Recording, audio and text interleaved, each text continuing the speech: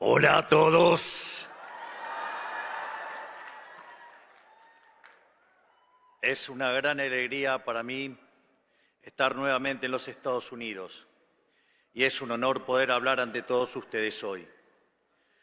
Muchas gracias a los presentes y especialmente gracias a CIPAC, que siempre ha tenido una consideración especial conmigo. Gracias, Matt. Gracias, Mercy.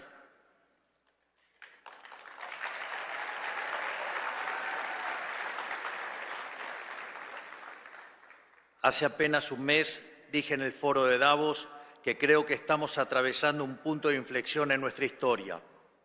La historia transcurre en fases o etapas, momentos en donde el espíritu y la idea se materializa en una persona o en un grupo de personas, a veces cercana, a veces con kilómetros de distancia entre ellos, pero con un hilo conductor invisible que si se pudiera observar, presumo sería muy similar a las imágenes que observamos de redes neuronales del cerebro humano. Hoy estamos precisamente en uno de esos momentos en los que la historia, con H mayúscula, está cambiando su curso. Estamos viendo en tiempo real el destino del mundo bifurcarse hacia un nuevo camino, distinto del lugar al que nos estaban llevando las élites y el establishment político de nuestros países. De la misma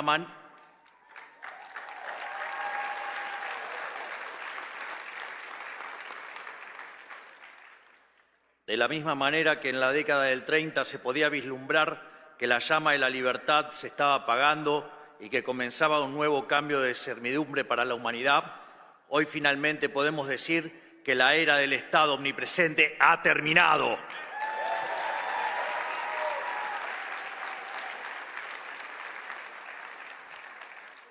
Hoy somos testigos de un momento en el que la larga marcha del Estado sobre el individuo está llegando a su fin.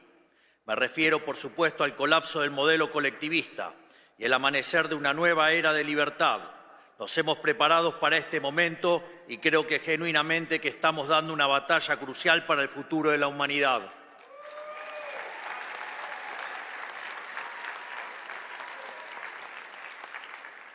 Pero como siempre digo, solo se puede obrar de forma eficaz si el diagnóstico desde el que uno parte es el correcto. Hay que entender dónde estamos parados y a qué nos enfrentamos para poder saber cómo llegar a donde queremos.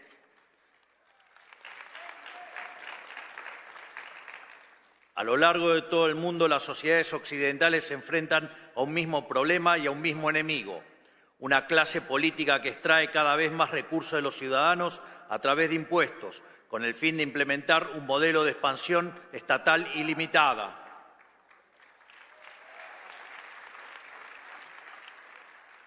Una clase política con complejo de Dios que pretende regular cada aspecto de la vida de la gente, haciendo honor a una de las máximas del fascismo de Benito Mussolini: dentro del Estado todo, fuera del Estado nada y nada contra el Estado. Hemos llamado a esta clase política el Partido del Estado, una casta extendida cuyos miembros, más allá de diferencias superficiales, comparten la idea fundamental del avance del Estado sobre la sociedad. Son todos aquellos que por interés económico o convicción ideológica o incluso cierto idealismo ingenuo trabajan para los intereses del Estado. Los medios de comunicación tradicionales o ligas y media, la oligarquía sindical, los empresarios prebendarios, los burócratas permanentes no electos y en consecuencia intrínsecamente irresponsables, las organizaciones mal llamadas no gubernamentales que hacen el trabajo sucio de los políticos, las instituciones académicas que proveen el marco teórico para la expansión estatal, los organismos supranacionales y todos los que de alguna manera pertenecen a la gran secta del colectivismo mundial.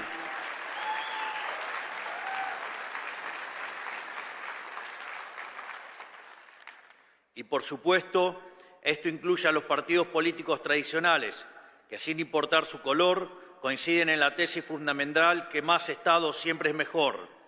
En Argentina, por ejemplo, teníamos un sistema político compuesto por unas 50 sombras de socialismo. En Estados Unidos existía la ilusión de bipartidismo de un partido demócrata que marcaba la agenda y un partido republicano incapaz de enfrentarlo hasta la llegada del presidente Donald Trump.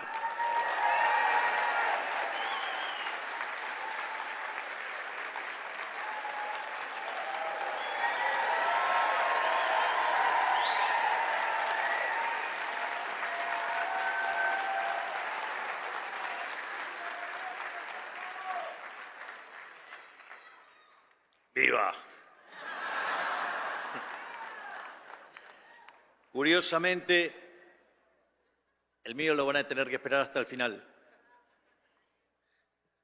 Curiosamente, el presidente Trump es un outsider, igual que yo, porque la tarea que tenemos por delante, el desafío que tenemos por delante, no es para políticos tradicionales que han vivido toda su vida del sistema.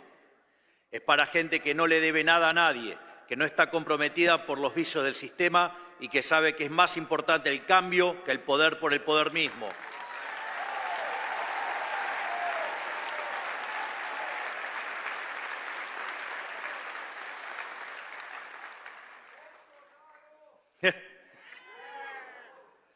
En el establishment político de nuestras dos naciones existía una mentalidad más o menos explícita de que el avance del Estado equivalía a avance de la democracia, que cada conquista del Estado implicaba un acto de justicia social ante las supuestas injusticias de la libertad, que el rol del Estado era llevarnos a una utopía igualatoria mediante la creación sistemática de supuestos nuevos derechos que obviamente debían ser financiados por los pagadores de impuestos. Es justamente en el centro de este esquema que se encuentran los políticos, los principales beneficiarios de este modelo de expansión ilimitada del Estado, esos que hacen de vivir de otros por la fuerza un estilo de vida, depositarios de poderes y privilegios que serán la envidia de cualquier monarca de la historia.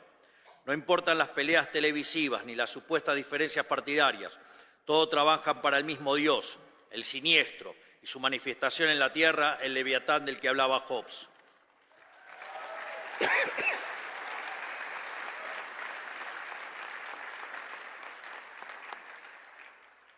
Por eso, salvando algunas particularidades propias de cada nación, todos los que estamos aquí tenemos una misma misión: quitar el poder al partido del Estado y devolvérselo a la sociedad.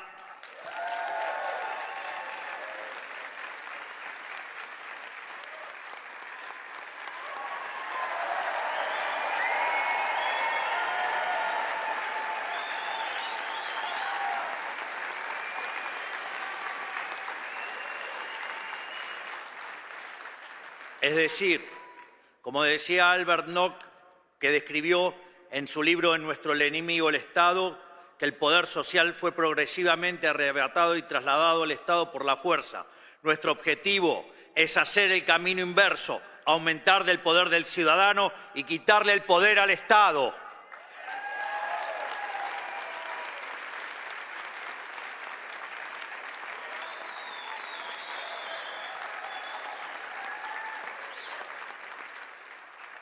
Por su... ¡Afuera!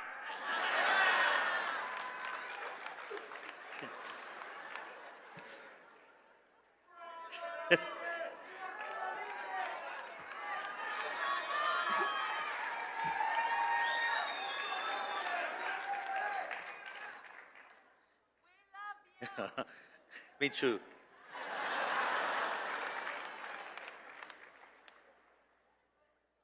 Sorry. She's my girlfriend.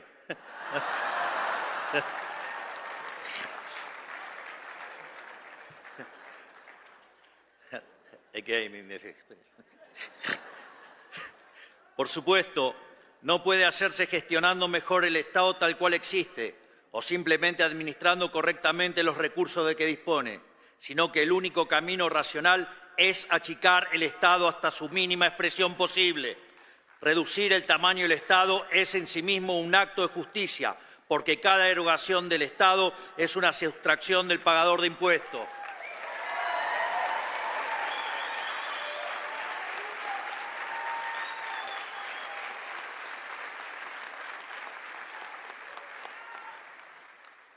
Desde nuestro punto de vista, el único Estado aceptable es el Estado más chico posible para devolverle al ciudadano lo que es suyo.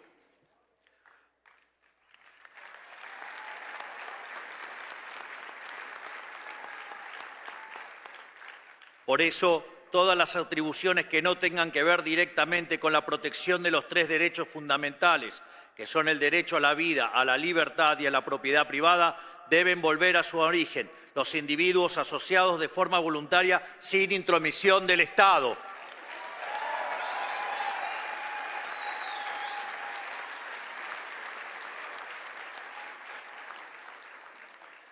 Esto debe ser así porque, a diferencia de la economía, el poder es un juego de suma cero. Todo el poder que tenga el Estado necesariamente no puede obtenerlo al mismo tiempo la sociedad.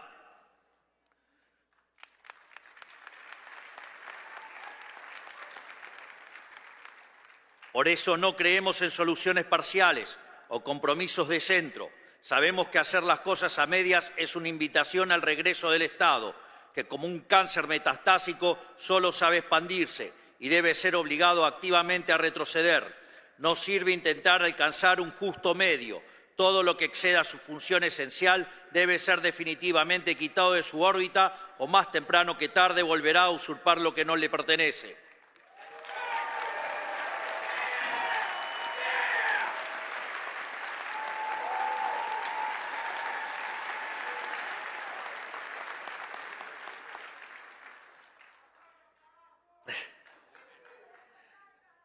Sabemos que no es una tarea fácil. El Estado moderno tiene herramientas de sobras que han crecido en sofisticación con el paso del tiempo. No estamos hablando de un Estado obvio como el fascista o el comunista, sino de un Estado sutil e insidioso que avanza sobre el individuo a través del arte, de la propaganda y la infiltración cultural. O al menos así era hasta hace poco, ya que le resulta cada vez más difícil disimular su carácter totalitario. Hemos visto, por citar solo un ejemplo, que en ciertos países de Europa ciudadanos están siendo arrestados por expresarse en redes sociales.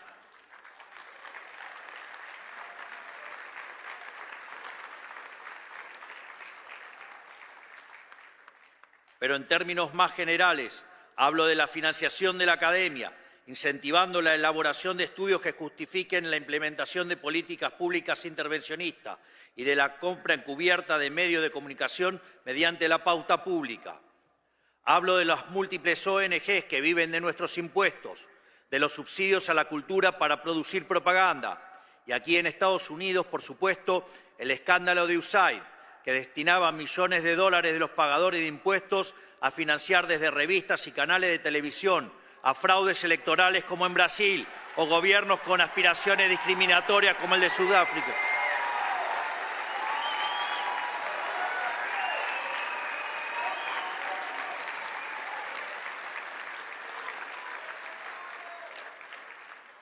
Y como decía, gobiernos con aspiraciones discriminatorias como el sudafricano, entre tantas otras aberraciones, incluyendo la agenda de la paranoia climática, los excesos de la ideología de género y la investigación que derivó en la creación del virus del COVID-19.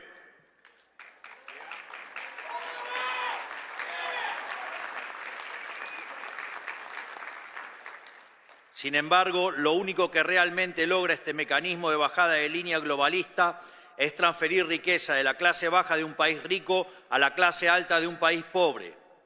En pocas palabras, hablo de una red global de influencia y formación de opinión pagada con los impuestos de los ciudadanos, un aparato de propaganda sin precedentes en la historia humana, quizás el escándalo político más grande que hayamos visto. Y luego esos mismos hipócritas acusan a Elon Musk de interferir en las elecciones de otros países. Claramente, su descaro es tan grande como sus aspiraciones totalitarias.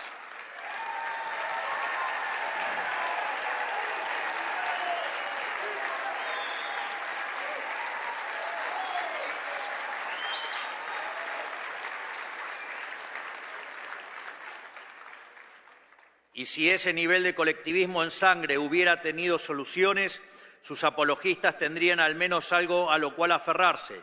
Pero ni eso.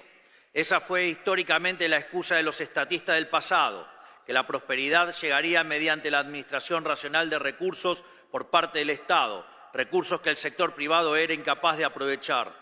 Pregunta, ¿y acaso quién maneja el sector público? ¿No son humanos? Sin embargo, hemos sido testigos de que a mayor expansión estatal, peor es la calidad de vida de la gente. No por nada Hayek dedicó su último libro a explicar este fenómeno, al cual llamó la fatal arrogancia.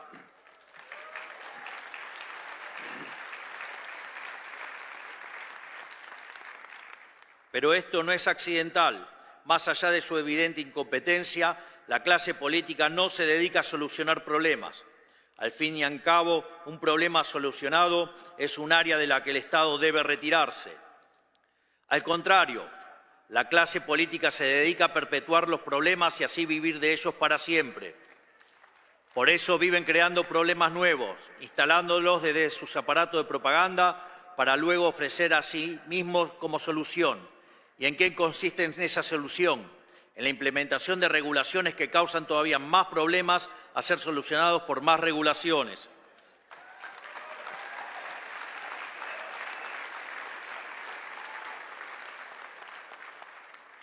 En medicina se usa el término iatrogenia para referirse al daño que sufre un paciente como consecuencia de la atención médica. Podría decirse entonces que el régimen estatista consiste en la iatrogenia como política de Estado, o sea, es el médico que se enriquece a base del deterioro progresivo e intencional de sus pacientes. Con el modelo del Estado presente, el Estado te quiebra las piernas para después venderte las muletas como un sobreprecio y obligarte a agradecerle, y te persigue si no lo haces.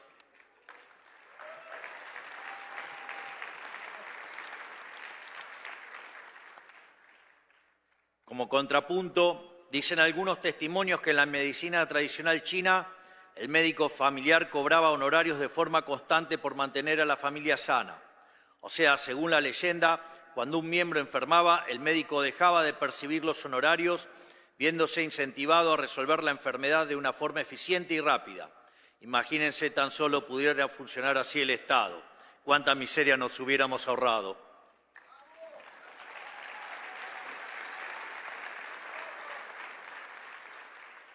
Hoy, a quienes queremos desmantelar este sistema demencial nos llaman antidemocráticos. Pero nuevamente, esta es una tergiversación de las palabras, algo muy propio de la izquierda, para variar. Ellos no le llaman democracia al gobierno del pueblo, sino al paradigma de expansión estatal ilimitada que ellos mismos administran. Para ellos, la democracia existe y únicamente si ganan los que ellos quieren, para poder someter a la gente a sus caprichos. Pero cuando la minoría electoral son ellos, la elección de la mayoría pasa a ser autoritarismo. De hecho, muchos de los que nos acusan de antidemocráticos ni siquiera fueron electos.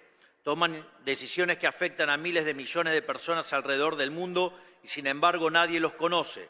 No son responsables ante nadie más que sí mismos y no pueden ser echados por el voto popular. Y así y todo vienen a hablarnos de democracia.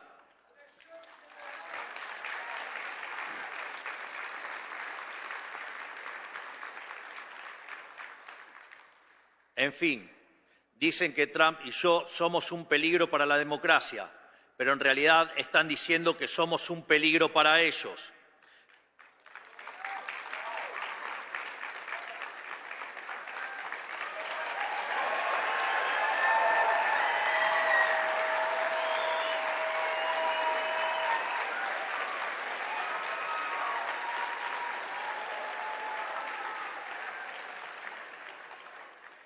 Somos un peligro para el partido del Estado, para quienes viven de su expansión ilimitada, para quienes quieren un individuo dependiente y sometido a sus caprichos regulatorios. ¿Y saben qué? Tienen razón, somos su peor pesadilla. Venimos por sus privilegios, habiendo sido elegidos por la mayoría de cada uno de nuestros pueblos, con el mandato claro de quitarles un poder que no les pertenece.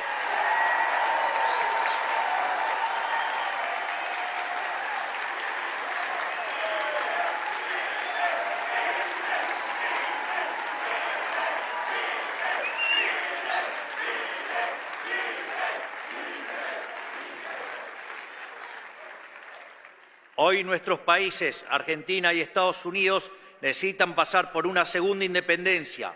La primera nos liberó del poder de las monarquías europeas. La segunda nos liberará de la tiranía del partido del Estado.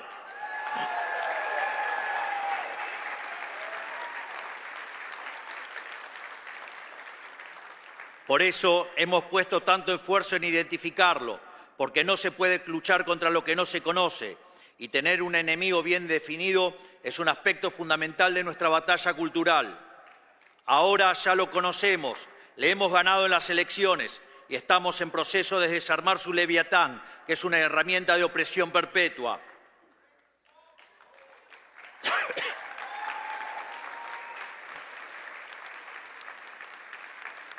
No tenemos ninguna fórmula secreta, solo conocer la historia humana y saber qué es lo que ha funcionado y qué no. Por eso, con humildad, quiero reflexionar un poco sobre cómo venimos llevando adelante esta batalla. Nosotros trabajamos con firmeza y de frente, sin dar lugar a compromisos. Defendemos un conjunto de valores que no estamos dispuestos a negociar, así como ellos no han estado dispuestos a negociar a la hora de quitarnos nuestra libertad. Lo que ellos impusieron sin nuestro consentimiento está siendo eliminado sin el consentimiento de ellos.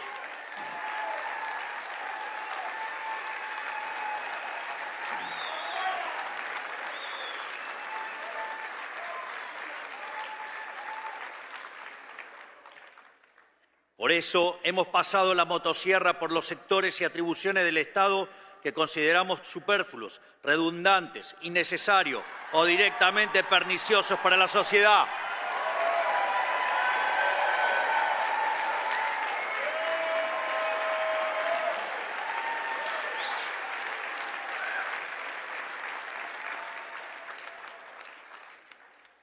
Y más aún, este año emprenderemos la fase 2 de este proceso, que hemos bautizado como la motosierra profunda, para continuar achicando el Estado, devolviéndole a la gente la riqueza que jamás debió habérsele sido arrebatada.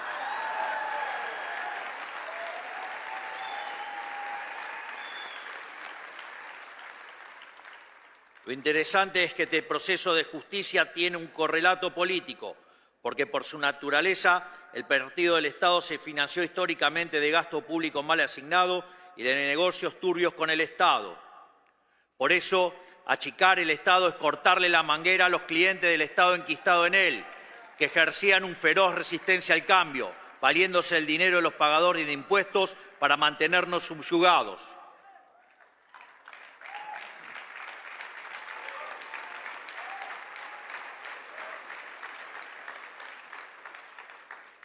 Nuestro método es similar al de nuestro querido amigo Elon Musk: revisar oficina por oficina, conservar lo que sirve y funciona y descartar el resto. Por eso le obsequié una motosierra. Con nosotros nadie que no pueda justificar el costo de su salario en impuestos está a salvo.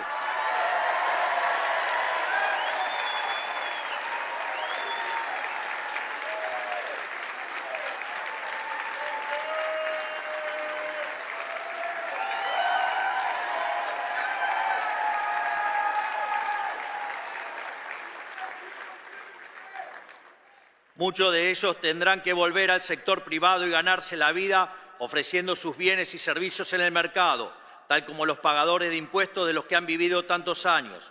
Mi más sentido pésame a los políticos que creyeron que este momento nunca llegaría y no están preparados, porque se van a llevar un baldazo de agua fría.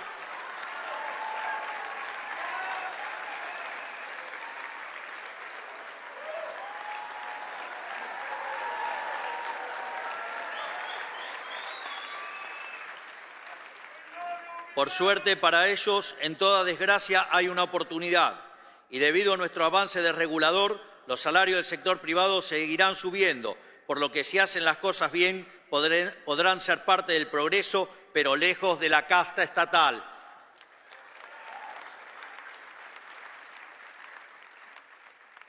Como ya he dicho, esto no es una tarea sencilla. Aquí en Estados Unidos, burócratas rebeldes han intentado sabotear el trabajo del Departamento de Eficiencia Gubernamental y están recurriendo a mecanismos burocráticos y legales para intentar bloquear cualquier reforma, lo cual también sucede en nuestro país y es algo con lo que debemos luchar día a día. Pero nada de eso nos ha tomado por sorpresa. Somos conscientes de que van a hacer lo posible por detener este cambio, sin importar el daño resultante. Si tienen que destruir el mundo para conservar sus privilegios, lo van a hacer. Y nosotros vamos a seguir luchando.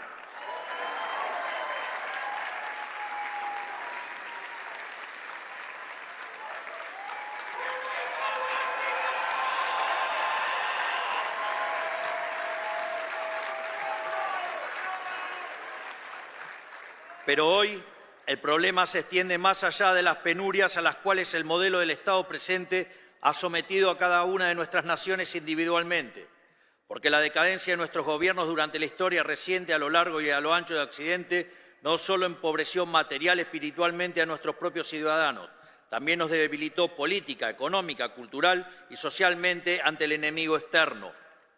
Nos volvió moralmente débiles y nos hizo vulnerables ante las peores expresiones de la barbarie, los peores enemigos de la libertad.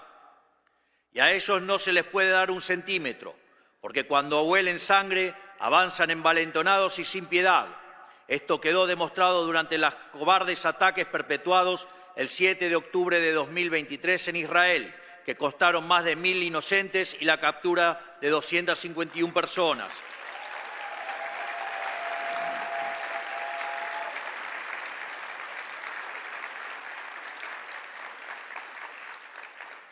Esta semana Israel recibió los cuerpos sin vida de la familia Vivas, que permanecían secuestrados por el régimen terrorista y asesino de Hamas, entre los cuales se encuentra una madre y sus 2 hijos, un niño de 4 años y un bebé de tan solo 9 meses. Es tan inescrupuloso y sanguinario este régimen que, en el último gesto canallesco, no tuvieron mejor idea que exhibir burdamente sus ataúdes ante el vitoreo de una multitud sin el más mínimo respeto. Esto es lo que está en juego y no podemos darnos el lujo de fallar.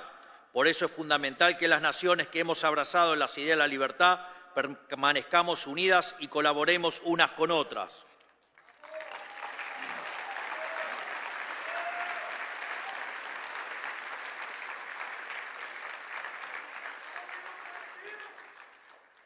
Debemos formar una alianza de naciones libres, porque como ya he dicho en otra ocasión, el mal organizado solo puede ser vencido por el bien organizado. Solo mediante esta internacional de derecha podremos ponerle un fin a la casta política a la que nos enfrentamos, que está hundiendo a Occidente en la más oscura profundidad, y recuperar el ímpetu para proteger a las fuerzas despóticas que nos quieren subyugados.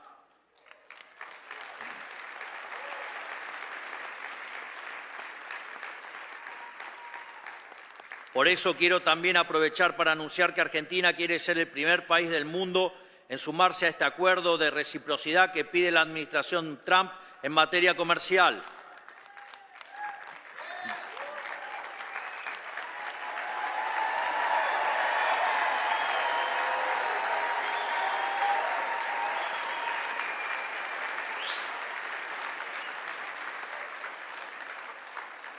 De hecho, si no estuviéramos restringidos por el Mercosur, la Argentina ya estaría trabajando en un acuerdo de libre comercio con los Estados Unidos que sea mutuamente beneficioso y que no cargue injustamente sobre las espaldas de los productores argentinos, pero tampoco sobre los de los americanos.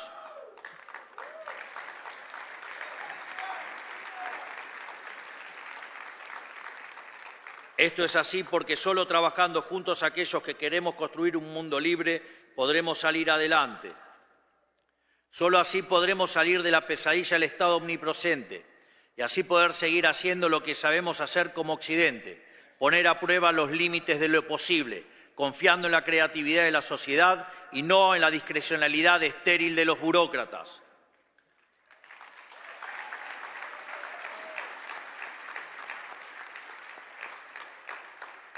Solo así podremos retornar nuestro camino de grandeza como civilización, haciendo honor a nuestros antepasados que dieron la vida por ver un mundo libre y una humanidad próspera. Solo así, finalmente, podremos reencontrarnos con nosotros mismos y volver a crear en aquello que nos hizo grande como civilización. Que Dios bendiga a la República Argentina, que Dios bendiga a los Estados Unidos y que las fuerzas del cielo nos acompañen. ¡Viva la libertad, carajo!